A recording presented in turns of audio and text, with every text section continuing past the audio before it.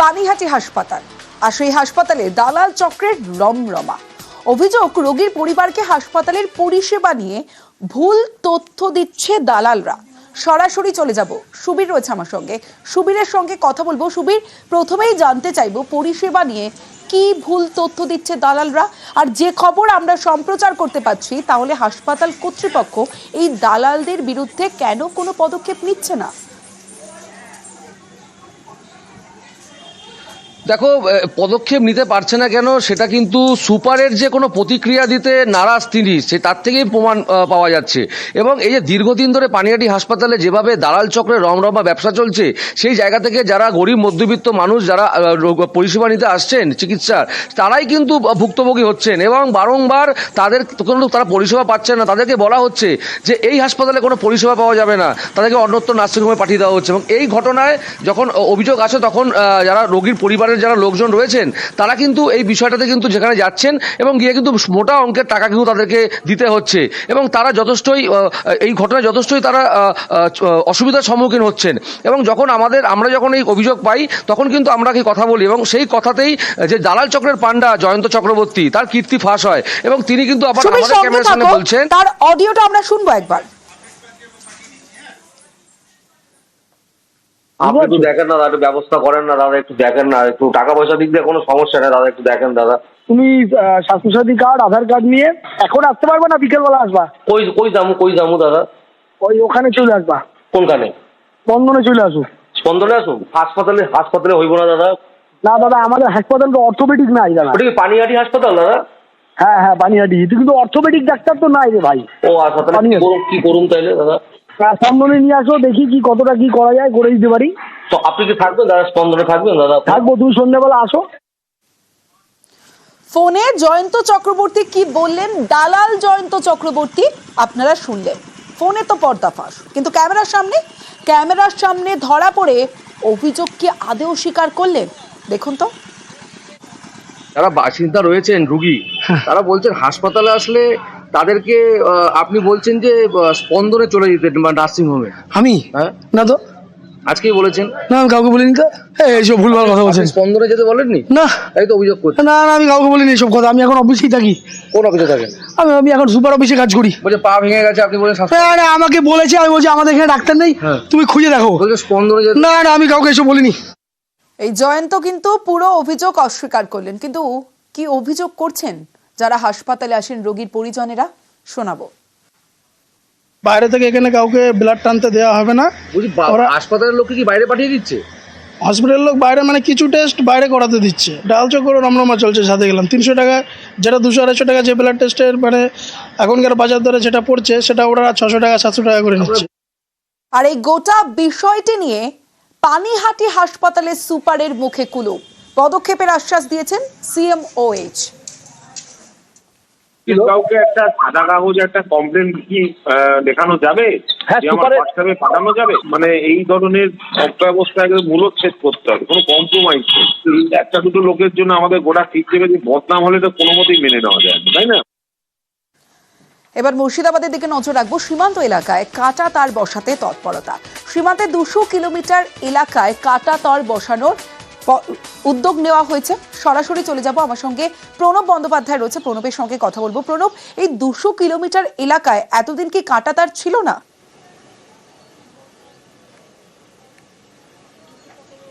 না দেখো, বাংলাদেশ এবং ভারতের যে সীমান্ত এলাকা প্রায় 272 কিলোমিটার সীমান্ত এলাকা পড়ে এই মুর্শিদাবাদ জেলার মধ্যেই। তার মধ্যে মাত্র 72 কিলোমিটারের মতন জমিতে এই কাঁটা তার লাগানো রয়েছে, বাদবাকিটা কিন্তু পুরোটাই কাঁটাতারবিহীন। তবে যেহেতু তোমার রিভারাইন বর্ডার এই এলাকাটা, যেহেতু পদ্মা নদী গিয়েছে, সেটাই হচ্ছে সীমানা। এবং যে সময় পদ্মা নদীর জল থাকে না, সেই সময় কিন্তু খুব সহজেই অনুপ্রবেশ থেকে আরম্ভ করে পাচারকারীদের দৌরাত্ম্য বাড়ে এবং বাংলাদেশের উদ্ভূত পরিস্থিতি যেহেতু খারাপ, সেই কারণে কিন্তু এই সীমান্তবর্তী এলাকাতে প্রায়শই তোমার বাংলাদেশি দুষ্কৃতীরাই এপারে এসে কৃষকদের ওপর হামলা করে, কখনো কৃষকদের ফসল কেটে নেয়, কিন্তু সেই কারণে কিন্তু পরিস্থিতি বারে বারে অগ্নিগর্ভ হয়ে ওঠে। সেই কারণেই কিন্তু এবার কিন্তু তোমার কাঁটাতারের বেড়া লাগানোর শুরু করলো বিএসএফ এর পক্ষ থেকে। বিশেষ করে জলঙ্গি সীমান্তের যে সাগরপাড়া এলাকা রয়েছে সেই এলাকায় কাজ প্রাথমিকভাবে শুরু হয়েছে। তবে কৃষকদের একটা অভিযোগ রয়েছে, যেহেতু 0 পয়েন্ট থেকে কাঁটাতারের বেড়া না দেওয়ার ফলে প্রায় 3 থেকে 4 কিলোমিটার ভেতরে যেখানে মডার্ন রোড রয়েছে সেখান থেকে কাঁটাতারের বেড়া দেওয়া হচ্ছে। তার ফলে 3-4 কিলোমিটার মধ্যে যে কৃষি জমিগুলো রয়েছে কৃষকদের, সেইখানকার জমিগুলোতে বাংলাদেশি অনুপ্রবেশকারীরা ঢুকে সহজেই কেটে নিতে পারবে বলে কিন্তু তারা আশঙ্কা করছেন। যদিও বিএসএফ এর পক্ষ থেকে দাবি করা হয়েছে, যেহেতু বর্তমানে 0 পয়েন্টে বিএসএফ এখন টহলদারি চলছে এবং নজরদারিও বাড়ানো হয়েছে, সেই কারণে কোনো আশঙ্কা করার কোনো ব্যাপার নেই। তাদের নজরদারি ঠিক মতন ভাবে চলবে এবং যাতে কোনো রকম ভাবে না কোনো ঘটনা ঘটে সেদিকে কিন্তু তাদের নজর থাকবে বলে। এবার বাংলাদেশের লোকজন এসে আমাদের জমি জায়গা কেটে নিয়ে যাবে, তাতে আমাদের খুব আতঙ্ক হয়ে আছি আমরা।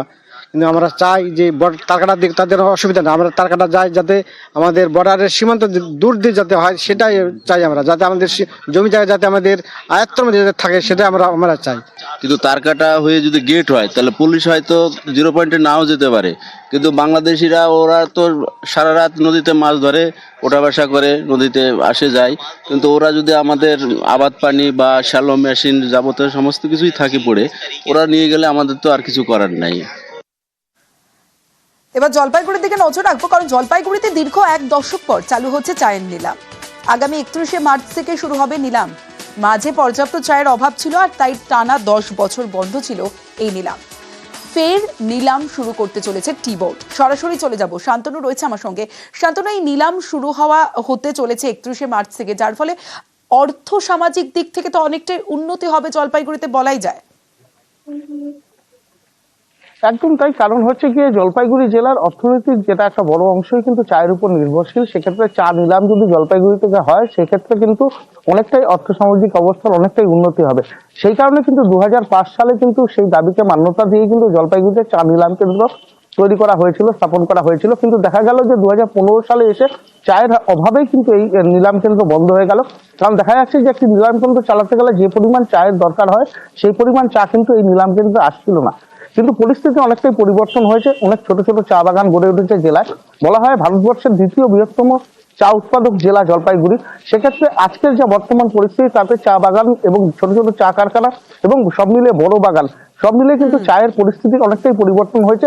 সেক্ষেত্রে নিলাম কেন্দ্র যদি চালু হয় সেক্ষেত্রে পর্যাপ্ত চা আসবে বলেই মনে করা হচ্ছে এবং এই নিলামকে সঙ্গে যারা জড়িত, যারা ক্রেতা বিক্রেতা থেকে শুরু করে বিভিন্ন পরিবহন ব্যবসা যা রয়েছে সেক্ষেত্রেও কিন্তু অনেকটা আয় বৃদ্ধি ঘটবে এবং তার ফলে কিন্তু এলাকার যে অর্থনৈতিক অবস্থা বিশেষ করে চা নিলামকে কেন্দ্র করে অনেক কর্মসংস্থানের সুযোগ হবে, কর্মসংস্থান হবে, তা বলাই বাহুল্য। বেশ, দুয়ারের রিপোর্টারে এবার চলুন যাই রায়গঞ্জে, কারণ রায়গঞ্জের খবরটা দেখাবো। কল আছে সেখানে জল পড়ে না। কমলাবাড়ি 1A এই জল সমস্যা কি বলছেন সেখানকার মানুষজন, প্রথমে শোনাবো আপনাদের। সরকার থেকে তো জলের লাইন দিয়েছে, হ্যাঁ আমরা দেখছি যে ট্যাপও দিয়ে দিয়েছে, জল আসে না, আসে না তো। টাকা নিচ্ছে তো 50 টাকা করে দিছি ট্যাপ বসানোর জন্য। হ্যাঁ, জল যতদিন থেকে মানে ছাড়ছে জলটা অতদিন থেকে আমরা পাচ্ছি না। বিশুদ্ধ পানীয় জল হলে ভালো হয়। এখন তো মানুষের রোগ বৃদ্ধি বেশি হয়, এখন ওই জলটা খালি ভালো। বলছি আপনাদের বাড়িতে জলের লাইন দিয়েছে? হ্যাঁ। জল পাচ্ছেন? না, 3-4 বছর আগে দিয়ে গেছে, এখনো পর্যন্ত আমাদের দিকে জল আসেনি। বলবে জল আসবে ওই কারণেই দিচ্ছে, কিন্তু আমরা তো পাচ্ছি না জল। মুক্তা রয়েছে আমার সঙ্গে। মুক্তা, কতদিন ধরে এই সমস্যা?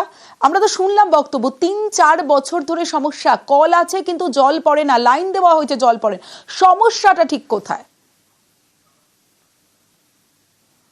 দেখো, তমশ্রী রায়গঞ্জ ব্লকের 13 নম্বর কমলাবাড়ির 1 সেখানে 2টি গ্রাম রয়েছে, যেখানে উত্তর ছত্রপুর যে গ্রামটি রয়েছে সেখানে রিজার্ভার রয়েছে শুধু 250টা বাড়িতে জল প্রকল্প পাচ্ছে না, কারণ সেই এলাকাতে পথশ্রী রাস্তা করতে গিয়ে পাইপলাইন ফেটে যাওয়ার পরেই কিন্তু সেই জল বন্ধ হয়ে আছে।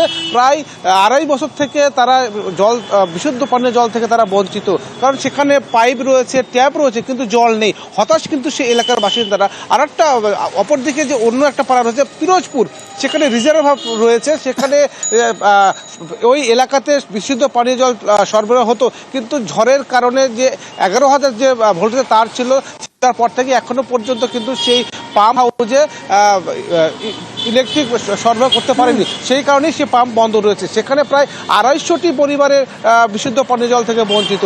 তাদের অভিযোগ যে ওই এলাকাতে কয়েকটা বাড়ি বাধা দিচ্ছে যে 11,000 ভোল্টেজ তার সংযোগ করার পরে যে পাম্প চালু হবে, কিন্তু তারা বাধা দিচ্ছে। তাদের দাবি যে কেবল তার দিয়ে সেই পাম্প হাউসে বিদ্যুৎ সংযোগ করতে হবে, তবেই কিন্তু সেই পাম্প চালু হবে। কিন্তু পিএইচই দপ্তরের আধিকারিক জানাচ্ছেন যে তারা যোগাযোগ করছিল বিদ্যুৎ সংযোগ করার জন্য। আমরা বুঝতে পারছি পুরোটাই, কিন্তু সমস্যা সমাধান কবে হবে এটা সবথেকে বড় প্রশ্ন। কিভাবে সমস্যার সমাধান করা হবে সেটা প্রশাসনের দেখার দায়িত্ব। অবশ্যই আমাদের নজর থাকবে কতদিনে এখানকার মানুষ জল পান। পিরোজপুর ওয়াটার সাপ্লাই স্কিম, সেখানটায় অ্যাকচুয়ালি বিদ্যুৎ সংযোগ বিচ্ছিন্ন হয়ে আছে ঝড়ের কারণে। সেটাকে পুনরায় সংযোগ করতে গেলে গ্রামবাসীদের থেকে বাধা আছে যে ওপেন ওয়্যার দিয়ে করা যাবে না, যথেষ্ট কস্টলি এভি কেবল দিয়ে করতে হবে।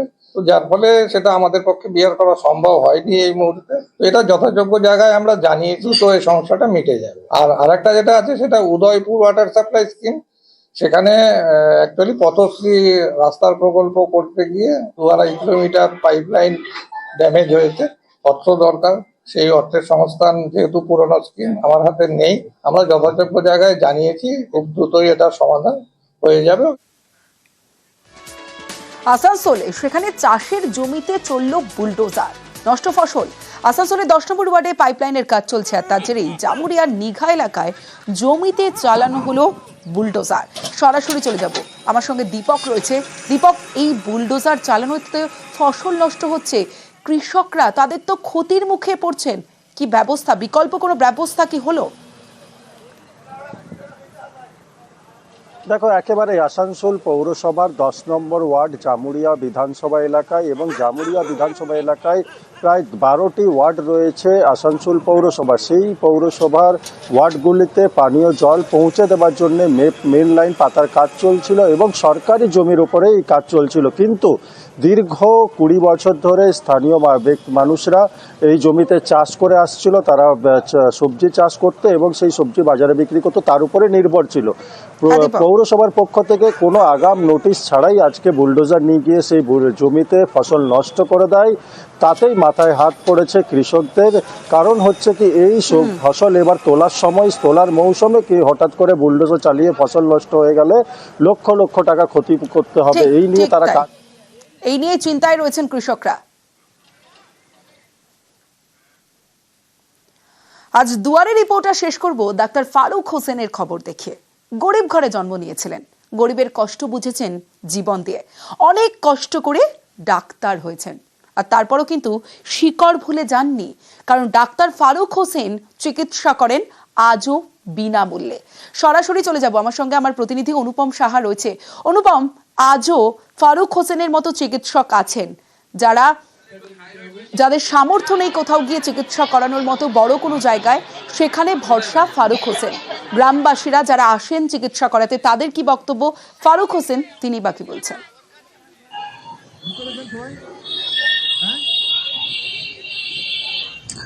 দেখো, এই যে সন্দেশখালী প্রত্যন্ত এরিয়া, এখানকার মানুষের এমনি অধিকাংশ মানুষই দরিদ্র সীমার নিচে বসবাস করে। এখানকার প্রচুর মানুষ, তারা কিন্তু দিন আনা দিন খাওয়া।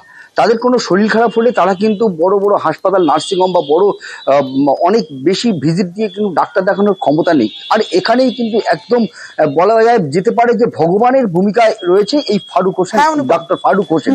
তিনি একদম আজ 2011-12 সালের থেকে তিনি একদম বিনা পয়সায় কিন্তু এখানে ডাক্তার 13 বছর ধরে এভাবেই সাধারণ মানুষের পরিষেবা দিয়ে আসছেন ডাক্তার ফারুক হোসেন।